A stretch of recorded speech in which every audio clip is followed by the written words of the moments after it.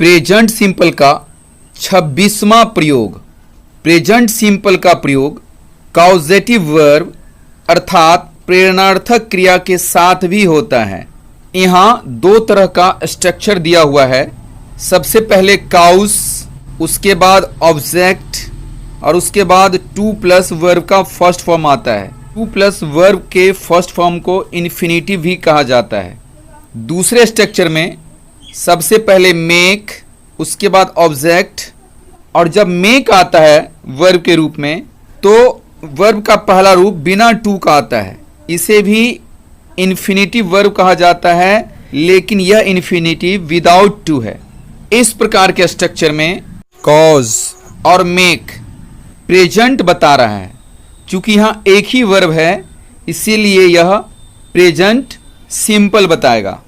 यहाँ एक बात आप और भी ध्यान रखें कि कॉज और मेक का प्रयोग यानी इस तरह के कॉजेटिव वर्ब का प्रयोग 12 टेंसों में किया जा सकता है। तुम मुझे हंसा देते हो या तुम मुझे हंसाते हो। यू मेक मी लाफ या you cause me to laugh. Lata के दर्द भरे गीत हर किसी को रुला देते हैं। Lata's sad songs make everyone weep. वह बच्चों को धूप में दौड़ाता है। He makes the children run in the sun. वह तुम्हें अपनी उंगली पर नचाती है। She makes you dance at her tune. तुम उससे पैदल चलवाते हो। You make him walk on foot. वह तुमसे झाड़ू लगवाती है। She makes you sweep. मैं उसे समझाता हूँ। I make him understand. यहाँ आप एक दूसरे प्रकार का स्ट्रक्चर देखें। सब्जेक्ट के बाद हैव आता है, उसके बाद डायरेक्ट ऑब्जेक्ट आता है, उसके बाद वर्ब का थर्ड फॉर्म आता है। इसी में दूसरा स्ट्रक्चर है, सब्जेक्ट के बाद हैव के जगह गेट आता है और डायरेक्ट ऑब्जेक्ट आता है या वर्ब का थर्ड फॉर्म आता है। यहाँ आप हैव के जगह गेट या गेट के जगह हैव का प्रयोग कर सकते हैं।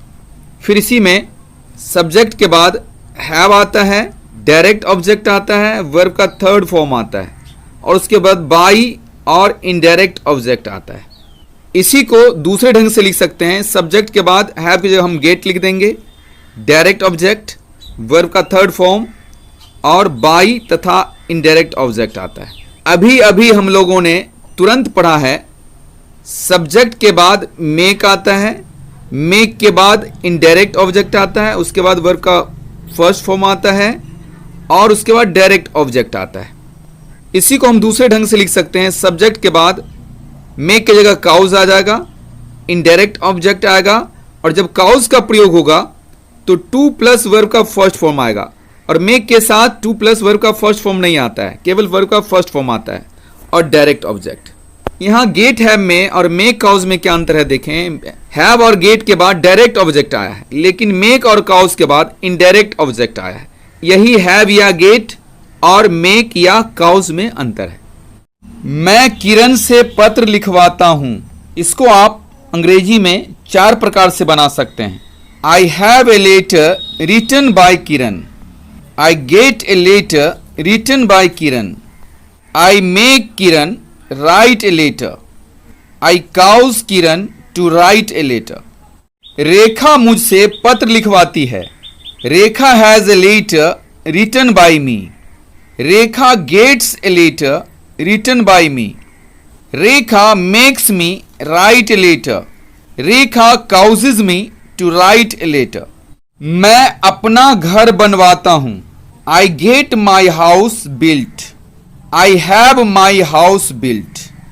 यहाँ पर यह ध्यान रखना आवश्यक है कि यदि कोई व्यक्ति किसी से कुछ करवाता है जिसमें सकर्मक क्रिया की आवश्यकता पड़ती है तो ऐसी स्थिति में गेट या हैव के बाद वस्तुसूचक शब्द का प्रयोग होता है।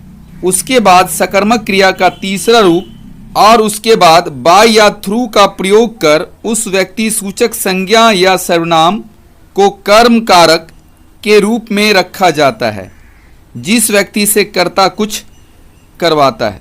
तुम अपना काम मुफ्त में करवाते हो You get your work done free of cost. You have your work done free of cost. वह हर सप्ताह एक पत्र लिखवाता है. He has a letter written every week. वह मेरा कमरा साफ करवाती है. She has my room cleaned. तुम कभी कभी अपना बाल कटवाते हो.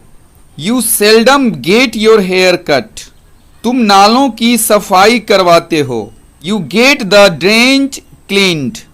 मैं लोगों की भलाई के लिए कुएं खुदवाता हूँ.